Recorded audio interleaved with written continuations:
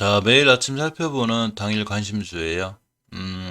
항상 매일 말씀드리지만, 당일 관심주를 매일 뽑기는 하는데, 이 종목들이 어떨 때는 하루에 크게 급등하기도 하고, 또 언제는, 언제 또는 손절 라인을 깨고 내려오기도 합니다. 또 며칠 뒤에 급등하는 것도 있고 하기 때문에, 너무 급박하게 막 오늘 막 바로 올라가겠지 이렇게 생각하시는 것보다는 시간을 갖고 보시는 게 좋고요. 그래도 추세가 잘 살아있거나 우상향으로 잘 뻗어있는 종목들, 그리고 앞으로 좋은 이슈가 있는 종목들을 고르기 때문에 실적으로 성적은 좋아요. 그렇지만, 항상 손절 라인을 깨는 또 이제 미국 시장이나 이런 해외 시장의 반응에 있어서 조금 안 좋을 때도 있기 때문에, 그 모든 투자의 판단은 본인에게 있고, 이 영상은 참고 정도로만 이렇게 봐주시기 바랍니다. 오늘 미국 시장이 조금 별로죠? 지금 시간이 5시가 다 돼가고 있는데, 다우 산업이 0.6%, 나스닥 0.67%, S&P 0.19% 심하게 하락하고라는 건 아니지만 이제 조금 쉬어가는 그런 분위기 속에 있습니다.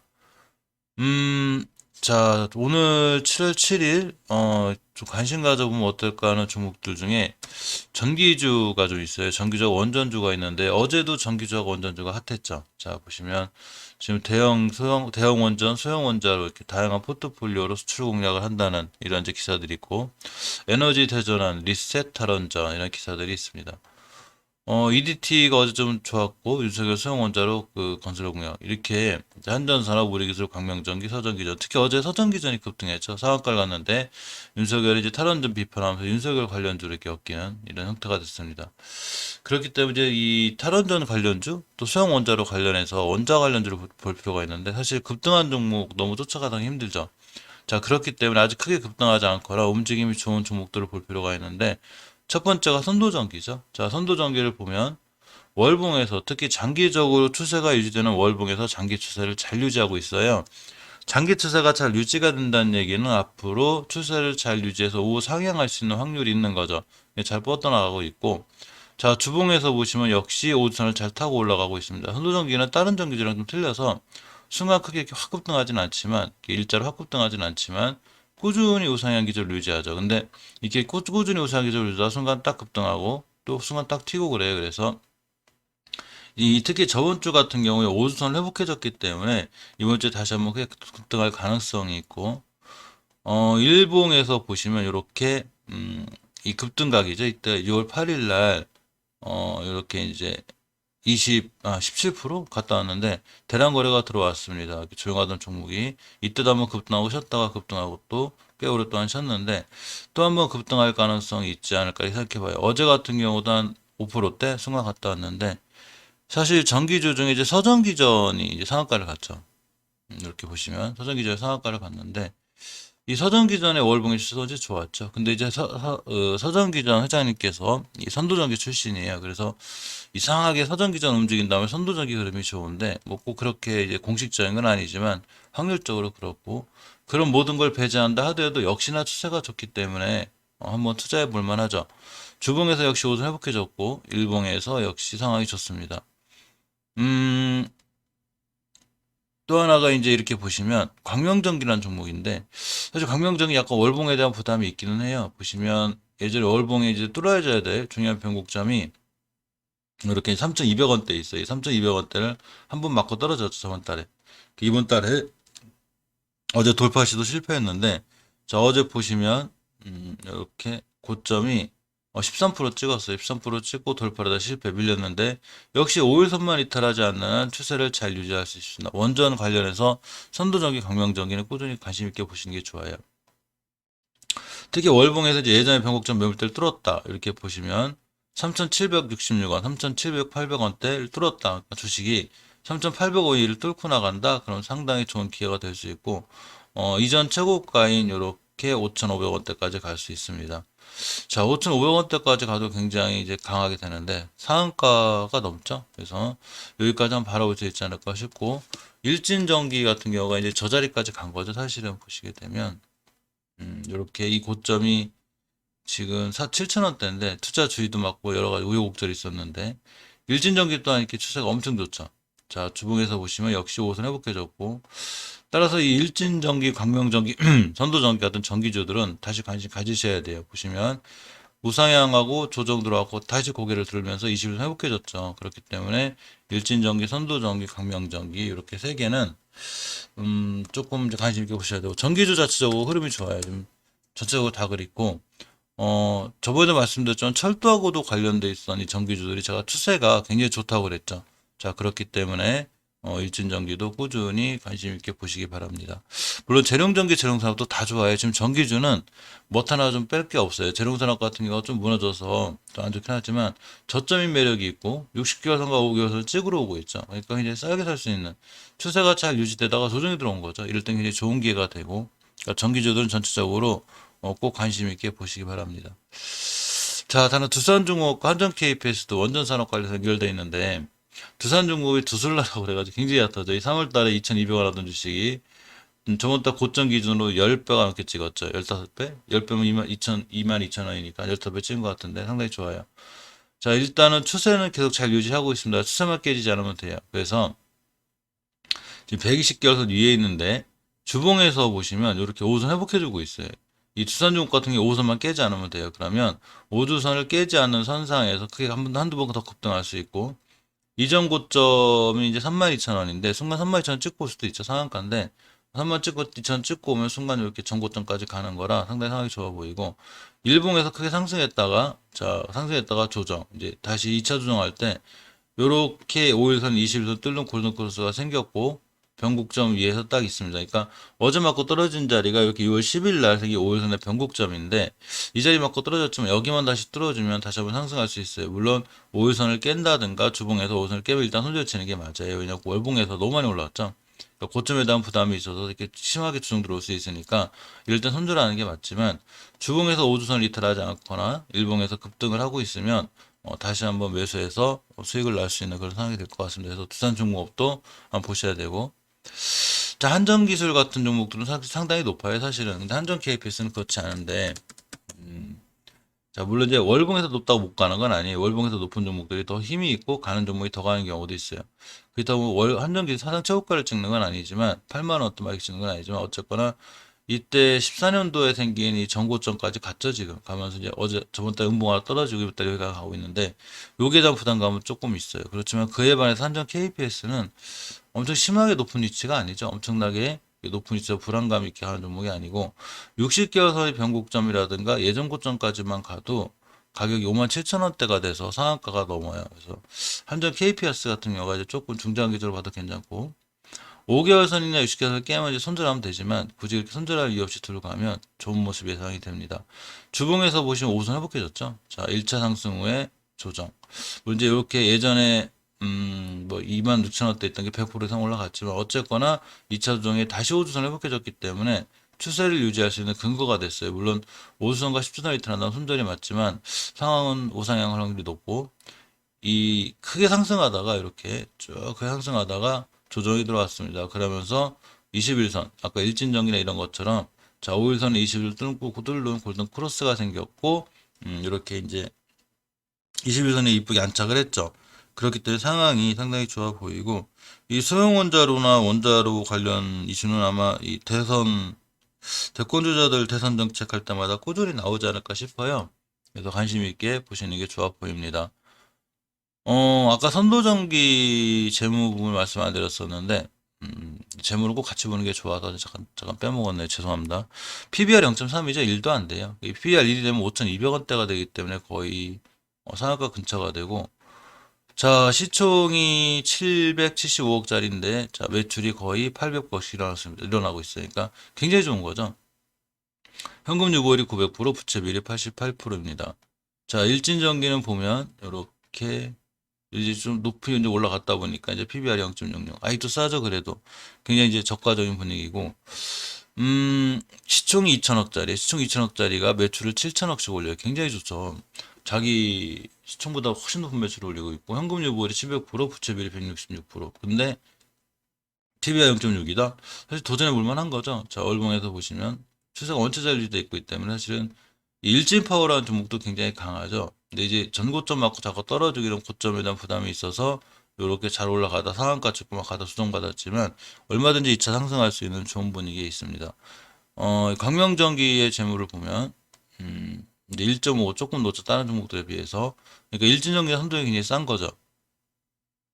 자, 이렇게 매출액이 1,100억씩 일어나고 현금 유보율이 100, 370% 나쁘지 않죠. 부채가 47%인데 자, 시가총액 1,500억짜리, 시가총액 1,500억짜리가 자기 시총 갖고 매출 올리는 회사라 상당히 괜찮습니다. 자, 두산중공업은 보면 자, PBR이 3배. 이제 요새 많이 올라갔다 보니까 당연히 PBR이 좀 높고요. 시총이 보시면 이제 1조짜리예요. 자, 10조. 자, 10조 6천억짜리인데, 매출이 14조, 15조 이렇게 나오고 있습니다. 자기 시총이 10조인데, 자기 10조, 시총보다 높은 매출 잘 올리고 있죠. 이제 흑자 전환도 엄청 잘 해놨고, 유보율이 이제 70% 부채비율이 낮긴 해도 원체 매출이 좋죠. 상관없고, 일단 이 영업이익이 흑자가 굉장히 크게 나서, 투슬러라고 하죠. 굉장히 잘 크고 있습니다. 그래서 상당히 메리트가 있는 그런 회사예요. 한전 KPS도 재무를 잠깐 보면, PBR이 이제 1.90이죠. 그게 나쁘지 않고, 저 정도는 괜찮아요. 높게 비싼 편 아닌 것 같아요. 시총이자 1조 9천억입니다. 1조 9천억인 회사가 1조 2천억씩 매출이 나고 있고, 역시 영업이 흑자 잘 유지하고 있죠. 현금 유보율이 11,000%. 엄청 단단한 회사죠. 부채비 30% 절대 망하지 않는 회사입니다. 그러니까 한전이란 타이틀 자체만 달아도 그렇죠. 그러니까 한전 KPS도 꾸준히 관심 있게 보시고, 아까 처음에 말씀드렸지만, 뭐, 이 종목들이 오늘 당장 뭐 엄청나게 급등한다거나 뭐, 이렇게 생각되기보다는, 추후에 상승 가능성이 좀 더 있다는 얘기죠. 근데 미국 시장이 조금 흔들리기 때문에, 우리나라 시장도 하루 쉴 수 있긴 하지만, 어쨌거나 전체적으로 좋은 종목들은, 추세를 잘 유지하는 종목들은 잘 유지할 수 있습니다. 이 한국형 KPS가 앞당겨진다는 이슈가 있죠. 자, 그리고 이렇게 인텔리안 테크가 좀 많이 올라갔는데, 또 하나 캠코 에어로스페이스 AP 상대 우수산화 개발 요 지원 정책 이슈 받을 종목도 있고 그래서 이런 이제 항공우주 산업에 관한 종목들이 사실 여러 개가 있어요. 이렇게 보시면 캠코아라 에라지넥스 하늘에서 한국항공우주 뭐 세트라가 EAP 아까 말씀드린 이텔리안 테크 같은 거 그중에서 이제 LIG 넥슨을 들고 온 가장 큰 이유는 사실은 월봉 H가 너무 높지 않기 때문에 먹을 폭, 마진폭이라는 게 있는 거죠. 자, 보시면 월봉에서 추세가 잘 살아있죠. 우상향으로. 잘 살아있고 5개월 선에서 단단하게 올라가기 때문에 순간 급등하면 잘 올라갈 수 있습니다. 그러니까 이런 그 우주산업 관련해서 조금 저평가되어 있는 분위기예요.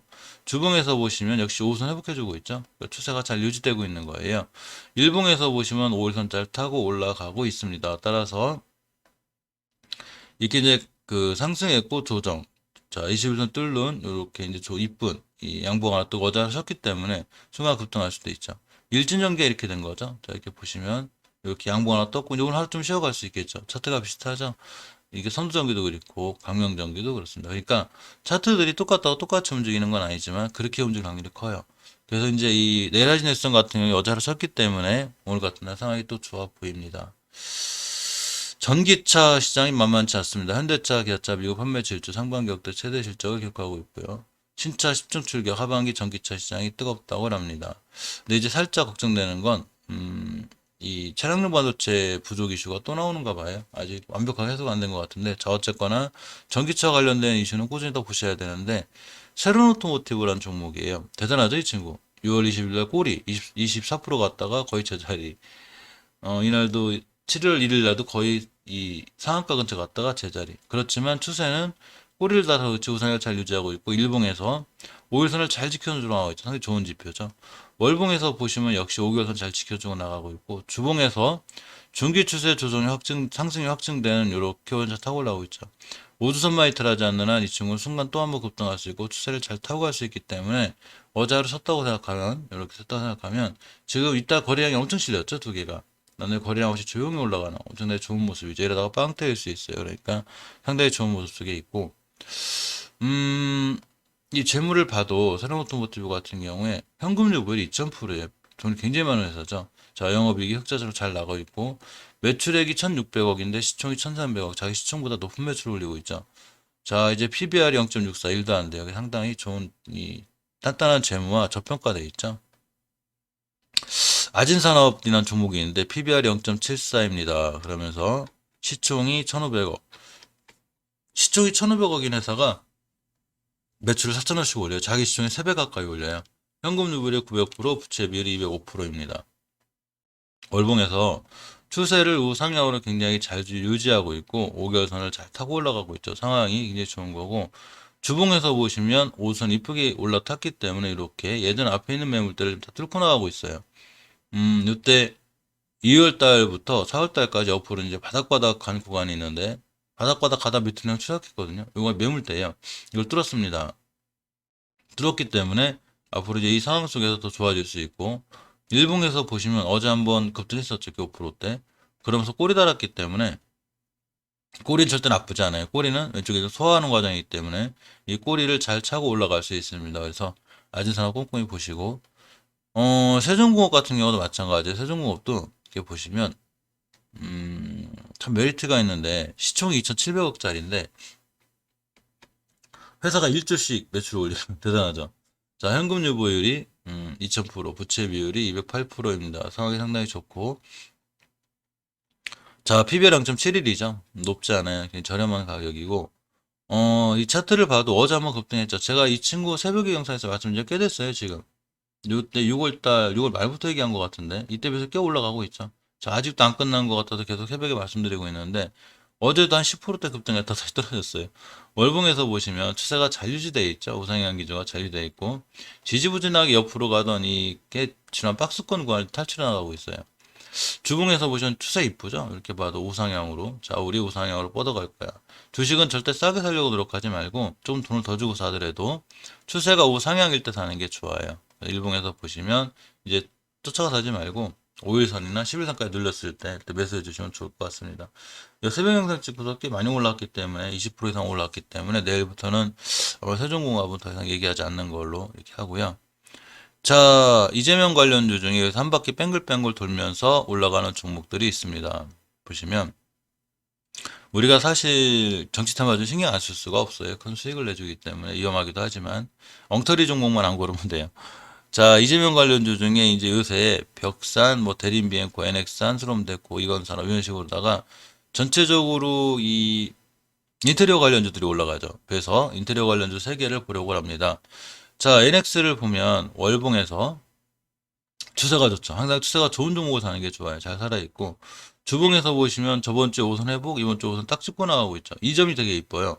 자, 5주선을 딱 찍고 나갈 때가 굉장히 강한 상승력을 보일 수 있기 때문에 상당히 상황이 좋아 보이고, 일봉에서 보시면 이제 21선과 5선을 동시에 회복해줬죠. 그리고 며칠 전에 이렇게 9%대, 다음날 10%대, 20% 정도 올라갔다가 조정받는 이런 모습이 있어요. 그러니까 상황이 굉장히 좋은 거죠. 그래서 NX도 보셔야 되고, 그래서 제린비엔코라는 종목 딱돼요. 자, NS 잠깐 차트 합체만 보고 갈게요. 혹시 모르니까.